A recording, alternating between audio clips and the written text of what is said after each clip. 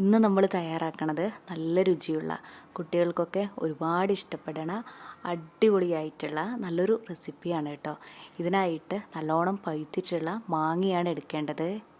ഏത് മാമ്പഴം എടുത്താലും കുഴപ്പമൊന്നുമില്ല, പക്ഷേ അൽഫോൻസ മാമ്പഴമൊക്കെ കിട്ടുവാണെങ്കിൽ അതെടുക്കണതാണ് ഏറ്റവും നല്ലത്.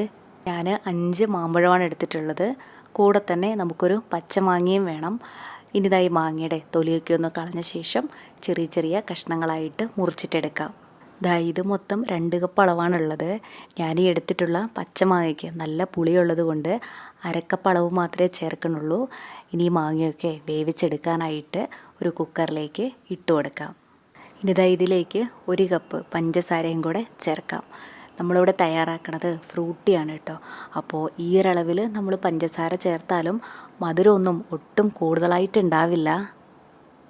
ഇനി ഇതിലേക്ക് 2 കപ്പ് വെള്ളവും കൂടെ ഒഴിച്ചു കൊടുത്ത ശേഷം കുക്കർ അടച്ചു കൊടുക്കാം. ഇനി മീഡിയം ഫ്ലെയിമിൽ 3 വിസിൽ. അപ്പോഴേക്കും നമുക്ക് ഈ മാങ്ങയൊക്കെ നന്നായി തന്നെ വെന്ത് കിട്ടിയിട്ടുണ്ടാവും. നല്ലപോലെ വെന്ത് കഴിഞ്ഞാൽ ഫ്ലെയിം ഓഫ് ചെയ്യാം. ഇനി ഇതിൻ്റെ പ്രഷറൊക്കെ ഒന്ന് പോവട്ടെ. ചൂടൊക്കെ ഒന്ന് പോയി കഴിഞ്ഞാൽ കുക്കർ തുറന്നിട്ട് ഇതിലേക്ക് അരമുറി നാരങ്ങ നീര് കൂടെ ഒഴിച്ചു കൊടുത്ത ശേഷം നന്നായിട്ട് ഇതൊന്ന് യോജിപ്പിച്ച് കൊടുക്കാം. ഇനി ഇതിൻ്റെ ചൂടൊക്കെ നല്ലോണം പോയി കഴിഞ്ഞാൽ അരച്ചെടുക്കാനായിട്ട് മിക്സിയുടെ ജാറിലേക്ക് ഒഴിച്ചു കൊടുക്കാം. ഇനി ഇതിൽ ചെറിയ ചെറിയ നാരുകളൊക്കെ ഉള്ളത് പോവാനായിട്ട് ഒരരിപ്പയിൽ കൊടുന്ന് അരിച്ചെടുക്കുകയും കൂടെ ചെയ്യണേ. ഇത് നമ്മൾ അരിച്ചെടുത്തിട്ടുള്ള മാംഗോ പൾപ്പിലേക്ക് 2 കപ്പ് വെള്ളവും കൂടെ ഒഴിച്ചു കൊടുത്തിട്ട് നന്നായിട്ട് ഇതൊന്ന് കലക്കിയെടുക്കാം. നമ്മൾ കടയിൽ നിന്നൊക്കെ വാങ്ങിക്കുമ്പോൾ ഫ്രൂട്ടിയൊക്കെ കിട്ടുക ഒരുപാട് കട്ടിയായിട്ടല്ലല്ലോ, കുറച്ചൊന്ന് ലൂസായിട്ടല്ലേ. അപ്പോൾ അതിനനുസരിച്ചിട്ട് വെള്ളമൊഴിച്ച് കൊടുത്തിട്ട് കലക്കിയെടുക്കാനായിട്ട് പ്രത്യേകം ശ്രദ്ധിക്കണേ.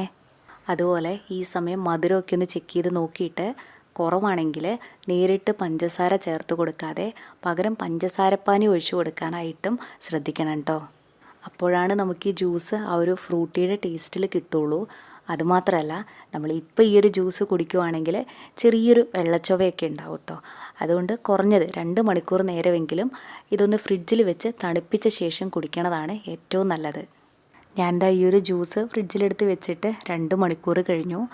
അപ്പോൾ ഇത്രയേ ഉള്ളൂ നമ്മൾ വീട്ടിൽ തയ്യാറാക്കിയിട്ടുള്ള ഈ ഒരു ഫ്രൂട്ടി. നമ്മൾ കടയിലൊക്കെ പോയിട്ട് ഫ്രൂട്ടി വാങ്ങിക്കാറില്ലേ, ഏകദേശം അതേ രുചി തന്നെയാണ് നമ്മുടെ ഈ ഒരു ജ്യൂസിനും ഉണ്ടാവുക.